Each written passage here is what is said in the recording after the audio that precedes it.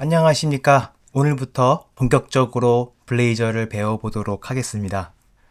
자, 블레이저를 사용하기 위해서 먼저 개발 환경이 마련되어야 되는데요. 일단은 단넷을 우리가 설치해야 합니다. 먼저 터미널로 가셔가지고요. 크기를 좀 키워보죠. 잘 보이도록. 단넷이라고 입력해보죠. 자, 우리가 단넷이 깔려있지 않으면은 이렇게 없다는 메시지가 나오고요. 그러면 단넷 사이트에서 다운로드를 해줍니다. 브라우저가 알아서 저 같은 경우는 맥 OS에 맞는 다운로드가 나오는데요. 저는 최신 버전인 단넷 9을 깔도록 하겠습니다. 클릭하여 수동으로 다운로드 해보죠. 벌써 다운로드가 됐군요. 자, 더블 클릭, 계속 설치가 되었습니다. 자, 그러면 터미널에서 다시 단넷 명령어를 치면 안 나오죠? 네, 단넷을 깔고서도 이런 식으로 표시가 나지 않으면 단넷이 설치된 경로를 환경 변수에 입력해 줘야 되는데요. 위에 명령어를 치시면 됩니다. 네, 이거는 제가 설명란 하단에다가 넣어 놓도록 하겠습니다. 그러면은 환경 변수를 보면 이렇게 환경 변수가 들어가 있고요. 단넷 버전이라고 명령을 하면 최신 버전인 9.032 설치되어 있다고 나옵니다. 자, 이렇게 단넷을 설치해 주고요. 그 다음에 소프트웨어 프로그램을 깔아야겠죠. 맥 같은 경우에는 젯브레인에서 나오는 라이더라고 정말 좋은 소프트웨어 개발 프로그램이 있습니다. 심지어 제가 처음 사용할 때는 유료만 있었는데 무료로 다운로드 받을 수 있어서 여러분들도 꼭 사용해 보시기를 바랍니다. 특히 C샵과 .NET, ASP.NET, 블레이저, 레이저, 유니티, 엔티티 프레임워크스, 그리고 데이터베이스, 애저, 마우이, .NET 개발자들을 위한 필요한 모든 것들을 다 가지고 있습니다. 라이더만 있으면은 별다른 설정 없이 블레이저를 아주 편하게 사용할 수가 있습니다. 자, 그래서 저는 라이더를 깔았고요. 라이더를 클릭해 주면은 새로운 프로젝트를 만들라고 창이 뜹니다. 오늘은 블레이저 프로젝트를 만드는 것까지 한번 해보죠. 자, 그러면은 뉴 솔루션으로 가서요. 솔루션은 프로젝트의 모음입니다. 프로그램이 간단하면은 하나의 프로젝트로 끝날 수도 있지만 많은 기능이 들어가면 많은 프로젝트가 들어간 솔루션이 필요합니다. 우리는 처음에는 솔루션 하나를 만들 거고요. 솔루션의 이름은 블레이저 테스트라고 해볼까요? 테스트로 솔루션 이름을 정하고 데스크탑에 블레이저라고 폴더를 만들어서 거기서 사용하도록 하겠습니다. 프레임워크는 우리가 단넷 9을 깔았으니까 단넷 9을 사용하고요. 일단은 하나의 프로젝트만 만들 거기 때문에 솔루션과 프로젝트를 하나의 디렉토리에 담도록 하겠습니다. 그리고 아직 git까지는 사용하지는 않고요.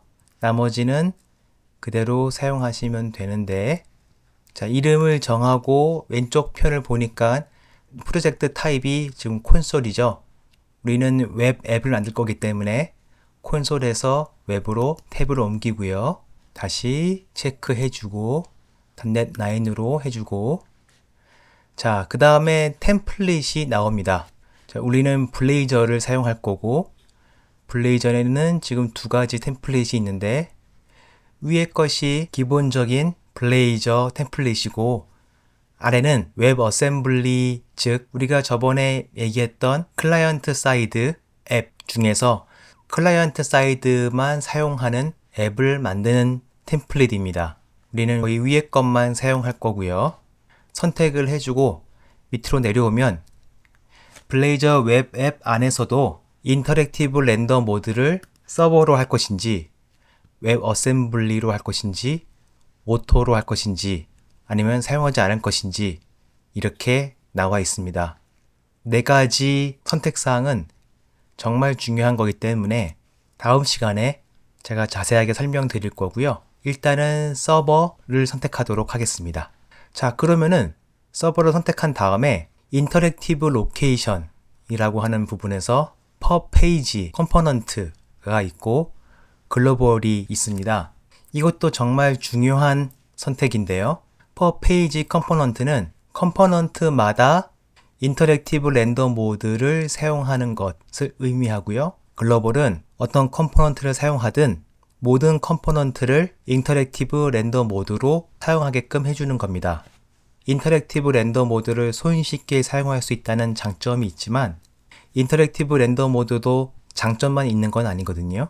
어떨 때는 사용하지 않아야 할 때도 있는데 강제로 모든 컴포넌트에서 다 사용하게끔 하기 때문에 별로 우리는 사용하지 않을 겁니다. 우리는 위에 있는 컴포넌트당 인터랙티브 렌더 모드를 사용할지 말지를 결정하는 모드를 사용할 겁니다.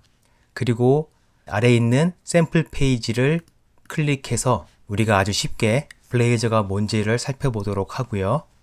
인증은 지금은 사용하지 않도록 하겠습니다. 인증에 관련된 부분은 상당히 어려운 영역에 속해서 제 튜토리얼에서는 이 인증을 사용하지 않고 간단하게 만들어서 사용할 예정입니다. 그래서 인증 부분은 없도록 하고요. 그리고 도커도 사용하지 않고요.